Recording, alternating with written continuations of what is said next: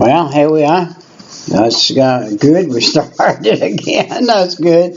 Okay, let's look at Psalm 104. Another unknown praise to God the Creator. Just remember, this earth didn't just happen. It was created by a God. And this God had in his mind to make this earth. What does he own? He owns everything the human eye can see in the sky.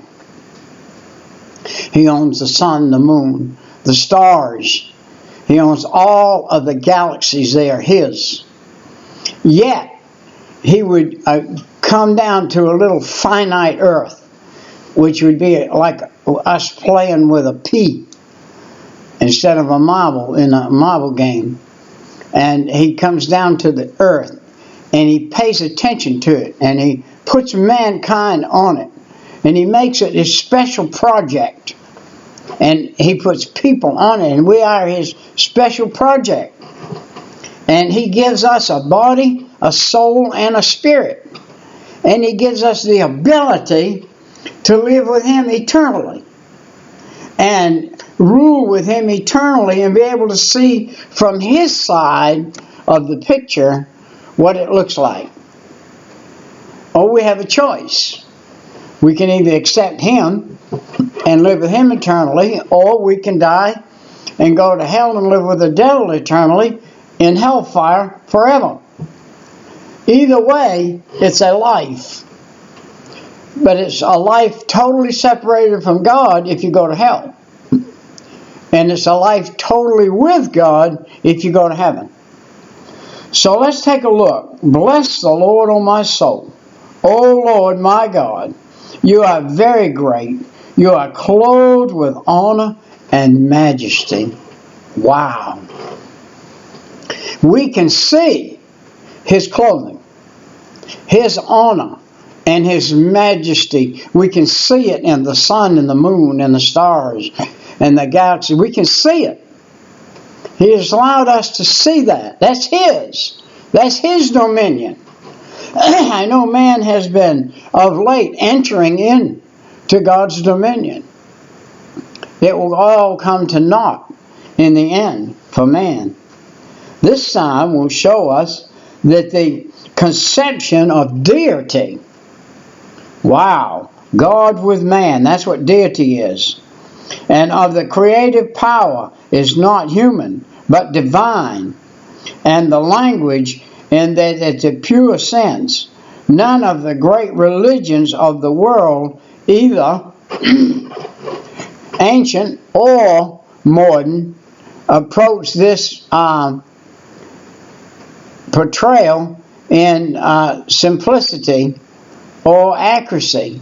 In other words, Christianity is the only place where you can find the deity of God. All other religions are man-made, and they're made of this earth, and they will perish with this earth. Who covers yourself with light as with a garment, who stretches out the heavens like a curtain. Do you remember Adam and Eve were naked when they were put in the Garden of Eden? They were covered with the glory of God. They were like lights. They could not see their nakedness, nor did they know nakedness until they ate of the tree of good and evil, and then they could see both sides of the story. God only wanted them to see one side, but they chose to see the other side. Who covers yourself with light as with a garment, who stretches out the heavens like a curtain. This refers to the great light in which God dwells, that no man can approach unto. 1 Timothy 6:16. In this passage, light appears like in Genesis chapter 1 as the first attribute and the evidence of the Creator in the Word. Then the curtain means tabernacle and should have been translated so. Remember, this earth was created dark and void, And God spoke light into existence. And that light was the first day. Who lays the beam of his chambers in the waters? Who makes the clouds of his chariot? Who wakes up the wings of the wind? Wakes up the wings of the wind. The sense of this verse is that certain services belong to the Creator. They are the creators. Who laid the foundation of the earth, that it should not be removed forever? A creation that demands a creator. If you have a creation, you had to have a creator. You cover it with the deep as with a garment. The waters stood above the mountains. This refers to the first universal flood as described in Genesis 1 and 2, when the earth was covered completely with water, which was the result of Lucifer's fall. It does not refer to Noah's flood. No, this earth was covered completely with water from Lucifer's fall. At your rebuke, they fled. At the voice of your tender, they hastened away. This refers to Genesis 1 and 2, when God said, let the land appear. They go up by the mountains. They go down by the valleys into the places which you have founded for them. You have set a boundary that they may not pass over, that they turn not again to cover the earth. And God did that. He set that boundary that they could not. In Genesis 1 and 2, the waters covered the entire earth. Verse 7 through verse 9 simply means God appointed the waters a certain place, and the dry land a certain place. Verse 10, He sends the springs into the valleys which run among the hills. This simply means that the Lord is the creator of every river, lake, every spring, whether above ground or underground. They give drink to every beast of the field, and wild asses quench their thirst. By them shall the fowls of the heaven and the habitation which sing among the branches. He waters the hills from his chamber, and the earth is satisfied with the fruit of your works.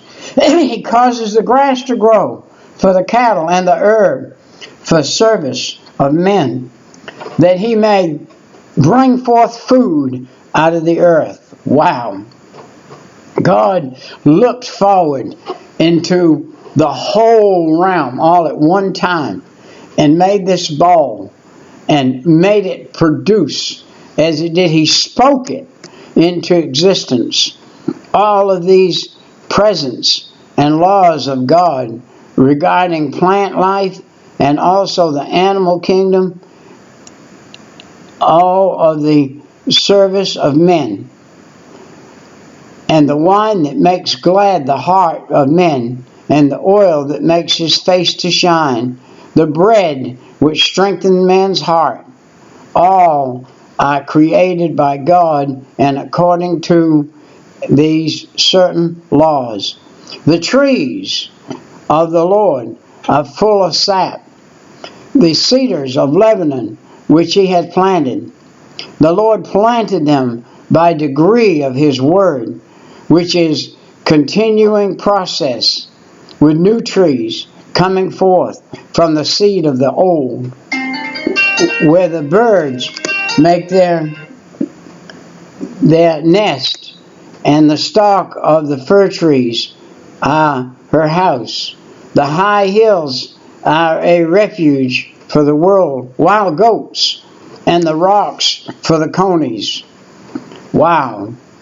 The previous two verses declare God as the creator of fowls and of animals and all those that dwell in these places. He appointed the moon and the seasons and the sun, knows his going down. The reference is to the moon, is another reference to the solar covenant. In Genesis 1:14 through 19, Genesis 8:22, Jeremiah 33:20, Daniel 2:21. The references made about the sun going down is a figure of speech. In fact, the sun does not really move. It is the earth that moves one rotation every 24 hours. You make darkness and is light, which is all that the beasts of the forest to creep forth. The young lions roar after their prey and seek their meat from God. The manner of creation of animals is given here. Creation type of beast, such as the lions feed at night. The sun rises to gather themselves together, and they lay them down in their dens. Men go forth into his work and his labor until evening. Many animals do much of their work at night, while men do much of theirs during the day. O Lord, how manifold are your works and wisdom. You have made them all. The earth is full of your riches. No wonder when Paul was writing the New Testament that he said, "Oh, the depth of the riches of both the wisdom and knowledge of God. How unsearchable, and his judgments and his ways past finding out." Romans 11:33. Wow.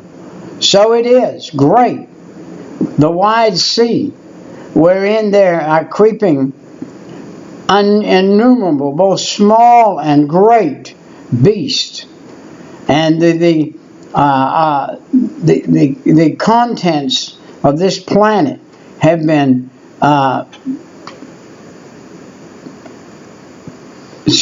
spread about by God's hand for precious metals and the different things that we need. Modern technology has allowed to come to the forefront, and we've been able to make iron and tin and metal for thousands of years, and been able to bring from the ocean things, riches from the ocean, and much from the earth that God put there for mankind to develop. And go the ships that float on the ocean and that's where the Leviathan also, whom you have made to play therein. We see the great whales of the ocean, and these are God put them there, and he calls them the Leviathan.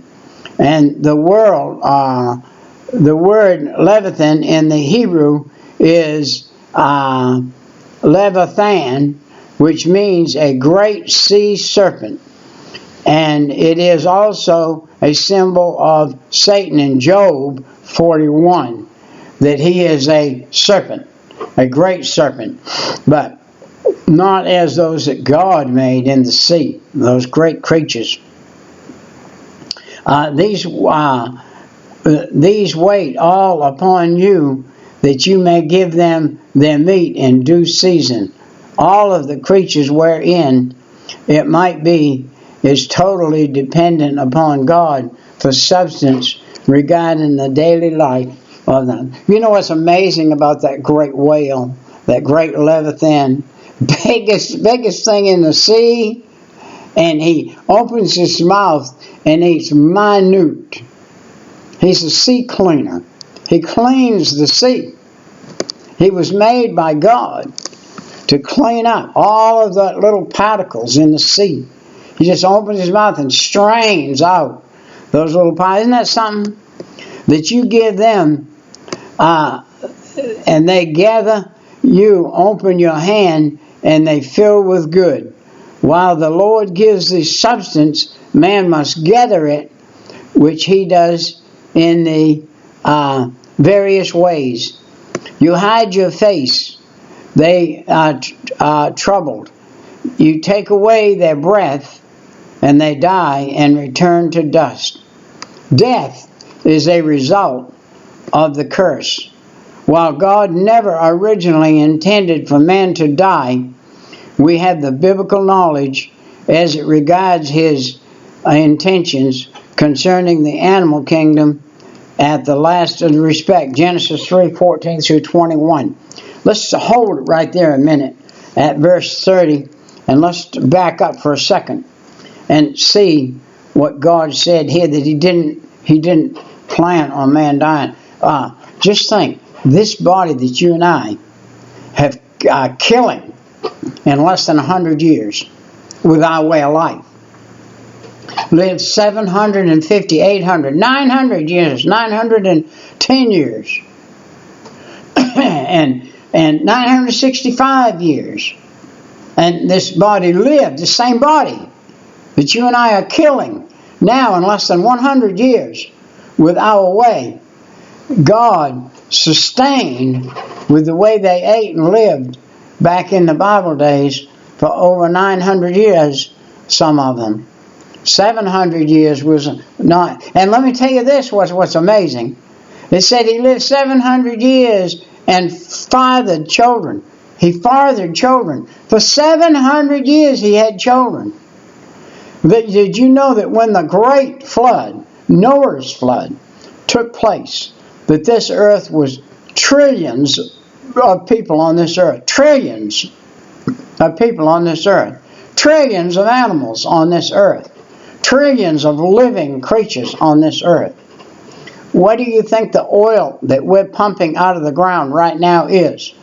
That is those living creatures, man and animal. I have a real insight on that. The oil is pumped out of the ground.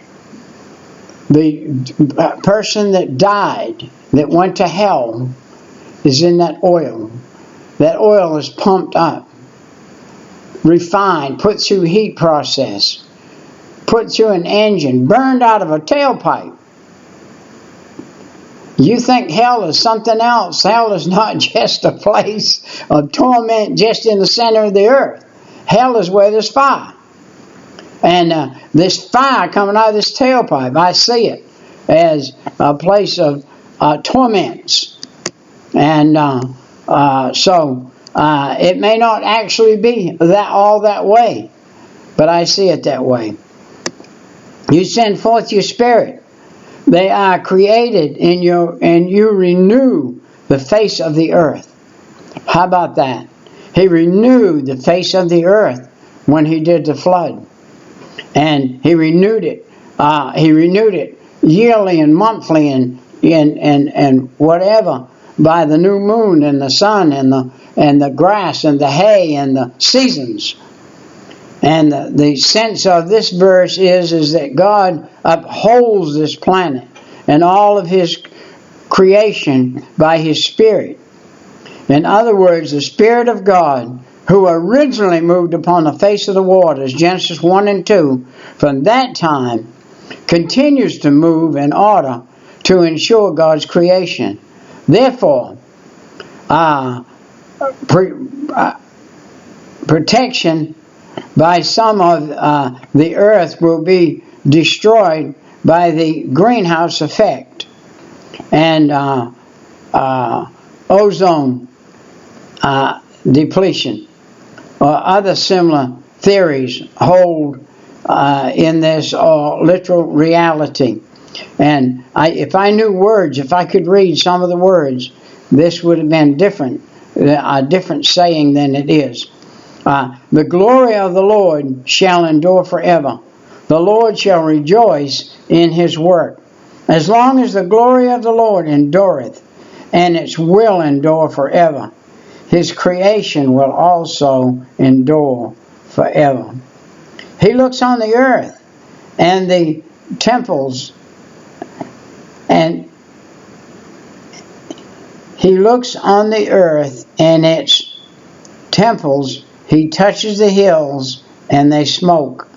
This sense of this verse is that God has such awesome power that He is able to do with His creation what He desires. He looks on the earth and it trembles That word is trembles.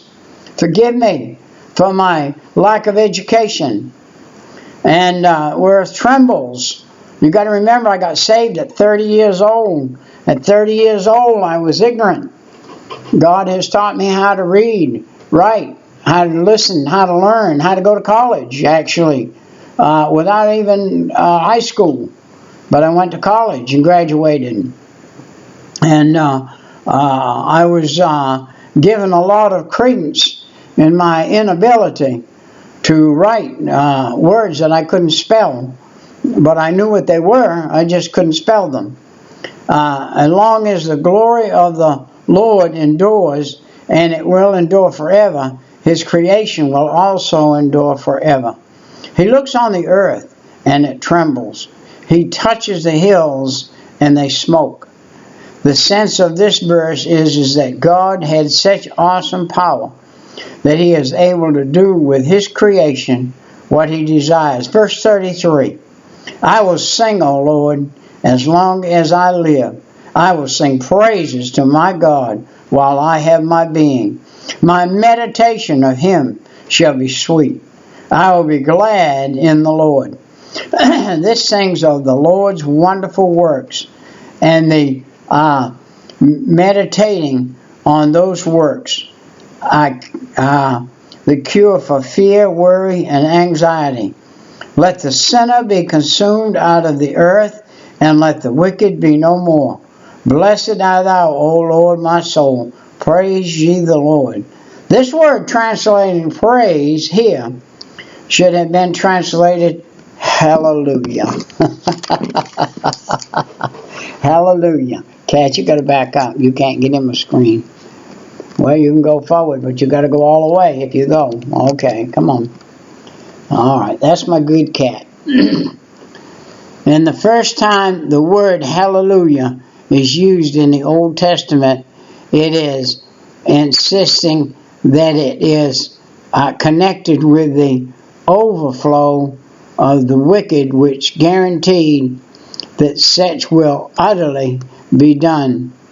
The actual fulfillment will be at the second coming. Wow.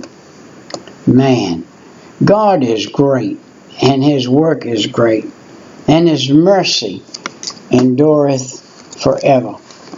So, we're going to call it a wrap right here at 22 minutes. We'll see you next time. Right. Bye-bye.